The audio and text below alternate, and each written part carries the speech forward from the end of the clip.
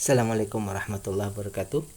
Kembali lagi kita bersama-sama akan membuat resume fundamental saham dari laporan keuangan triwulan 2 2024. Kita akan mendasarkan pada fundamental investing, khususnya melihat dari segi value, dividen, free cash flow, ketahanan, dan kepengendalian ya.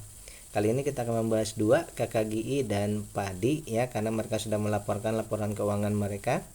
Kemudian analisa ini adalah bahan pertimbangan tambahan, bukan perintah untuk melakukan aksi beli atau jual, karena setiap investor itu punya pemikiran masing-masing. Sehingga ini adalah bahan pertimbangan ataupun juga bahan edukasi.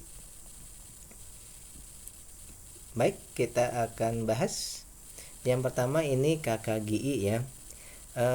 Saya sudah membuatkan playlist yang sudah saya letakkan di deskripsi, jadi silakan nanti klik playlistnya untuk melihat saham-saham yang sudah saya bahas di triwulan 2. Kemudian juga bila dirasa bermanfaat, jangan lupa untuk klik like, subscribe, dan share ya.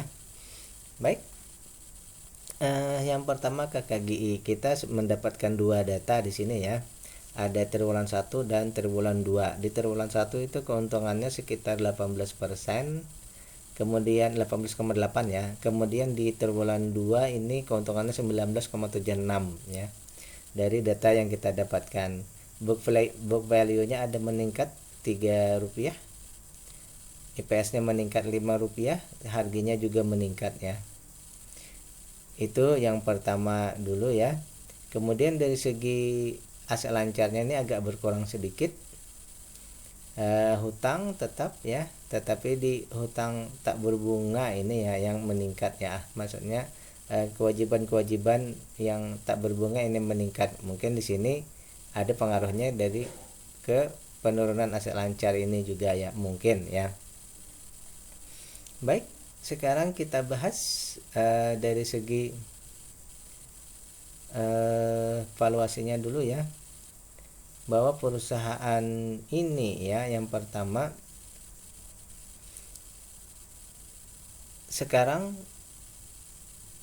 harga sekarang ini 11% di atas dari nilai bukunya. Kalau 11% ini kita anggap wajar saja ya. Artinya memang seperti itu. Harga sekarang ini memang berada di sekitar harga tersebut ya. Maksimal beli kita di 1000, harganya 500, berarti di sini diskonnya ini 44%, sangat besar ya diskonnya. Jadi valuasinya ini murah, kemudian nilai perusahaannya ini wajar, berarti ini kategori kita aman ya. Tinggal kita ngecek lagi dengan membandingkan dengan dividen ya. Semula kalau tidak salah ya, di tahun sebelumnya ini dividennya hanya 25% ya. KKGI ini hanya membagikan 25%, sehingga nilainya kemarin 5,69, yieldnya 5,69. Sekarang ini terjadi peningkatan besar ya, di PR-nya ini 60,29%. Ini berarti sangat friendly ya, sangat memanjakan investor ya. Sehingga dari sini kita dapatkan dividennya ini 10,77. Coba kita cek dulu dengan 60% saja. Itu sudah 10,7, berarti kalau kita bandingkan dengan 30 ini lebih dari 5% ya. Berarti dividennya besar ini ya. Kalau kita setarakan dengan 30%, memang dia lebih dari 5% ya. Berarti ini juga sesuai dengan kriteria kita ya. Jadi di sini valuasinya murah didukung dengan dividen yang besar ya. Kemudian free cash flow-nya ini 13% ya. Sangat ketat. Ini dari segi berikutnya ketahanan ya. Free cash flow-nya besar 13%. Di bagian lainnya aset lancar 269, hutangnya kecil, semuanya kecil, berarti ketahanan perusahaan ini sangat bagus ya. Jadi dari semua data yang kita dapat di sini semuanya menunjukkan kategori yang bagus ya. kepemilikan ini 95% ya, 95% ini bisa diperjualbelikan langsung ya. Hanya sekitar 4%-an ya yang ditahan, memang tidak diperjualbelikan. Namun non warkatnya 13%, non warkat 13% ini termasuk kecil sedang ya, artinya harga bisa naik dengan cepat ya.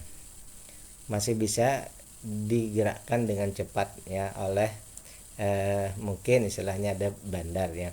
Oleh karena itu dari sini, dari data yang kita dapatkan ini, kalau menurut saya pribadi bahwa perusahaan ini, menurut saya pribadi ya, layak beli kalau menurut saya pribadi ya. Kita cek dulu perusahaan ini. Kalau menurut pemahaman saya dari data yang kita dapatkan ya, ini layak kita beli ya, karena dividennya memenuhi persyaratan, kemudian juga tadi ketahanan perusahaannya oke, kemudian kepemilikan masyarakatnya juga tidak terlalu besar, valuasinya masih di bawah ya. Tinggal seperti biasa, tinggal dicek dari segi GCG ya, apakah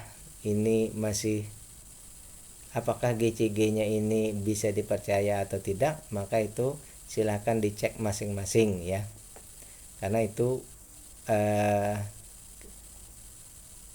tugas kita selanjutnya ya.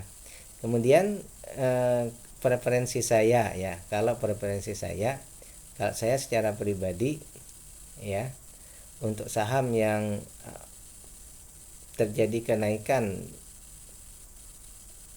harga sudah ya, walaupun ini misalnya valuasinya murah, kalau menurut saya pribadi mungkin saja harganya sudah agak naik ya. Jadi yang kalau menurut saya pribadi ya, yang lebih bagus itu pada saat perusahaan ini valuasinya murah ya dan bagus, dalam artian semua kriteria bagus tadi, tapi penghasilannya menurun, harganya menurun. Nah, mungkin itu yang jauh lebih bagus. Tapi kalau misalnya kita belum beli dan kita masih mau beli, mungkin ini di sini bisa-bisa saja ya. Boleh-boleh saja, karena di sini dividennya besar ya. Misalnya kita belum beli, mau beli, bisa-bisa saja. Kenapa? Karena pada saat penurunan terjadi, harga kan masih bisa mengcover ya. Bukan, dividen yieldnya bisa mengcover ya. Tapi kalau the best time-nya untuk membeli saham seperti ini, valuasi murah, mungkin sebaiknya kita pada saat harganya turun ya. Pada saat bukan harga turun, pada saat penghasilannya menurun ya, dan harganya menurun, mungkin itu yang paling tepat ya. Lanjut, kita akan bahas saham yang kedua, padi.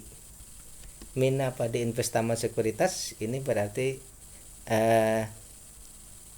sekuritas ya, sekuritas Mina Padi ya.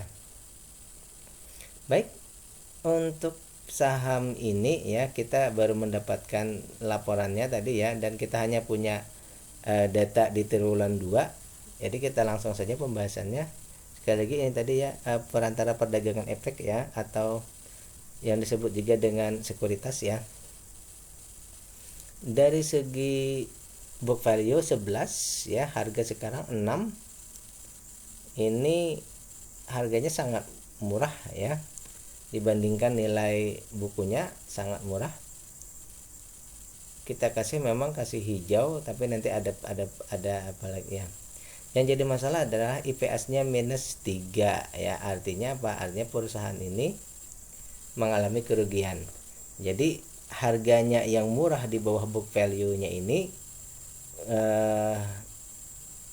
mungkin bukan disebabkan karena dia masih di bawah, tetapi karena perusahaannya rugi lalu harganya turun ya. Itu mungkin pemahaman saya seperti itu.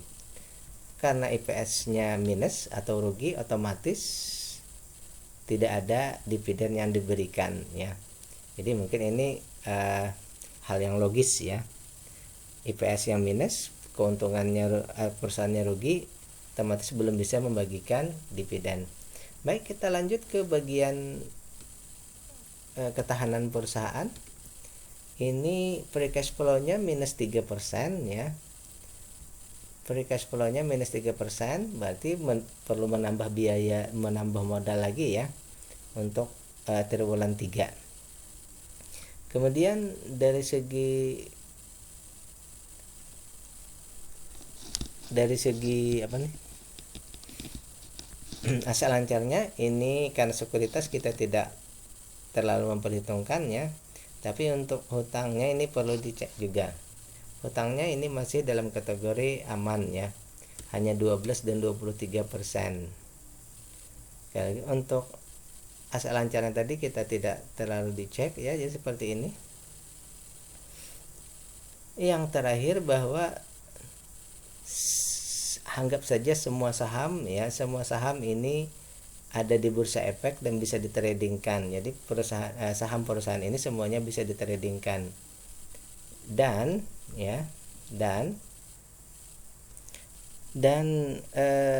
beratnya ini bahwa saham yang beredar di masyarakat yang di bawah 5%, masyarakat yang memiliki saham ini nilainya di bawah 5% itu 96,8%.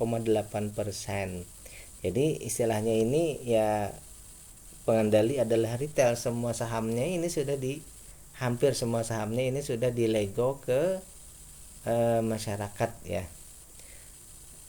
Otomatis di sini kepengendaliannya adalah retail ya. Ini sangat berat kalau menurut saya ya. Ini sudah dilego semua ke masyarakat. Baik, kita buat hipotesa kita bahwa berdasarkan data yang kita dapat di sini bahwa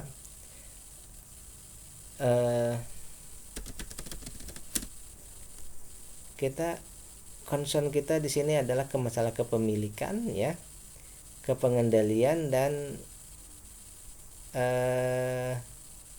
IPS ya.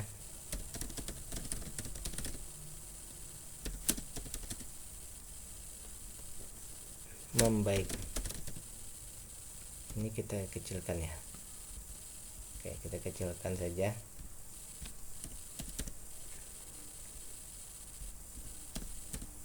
Jadi di sini concern kita tentu saja menunggu kepemilikan tadi, kepengendalian tadi ya, supaya non warkatnya ini berada di bawah 40% kalau bisa ya.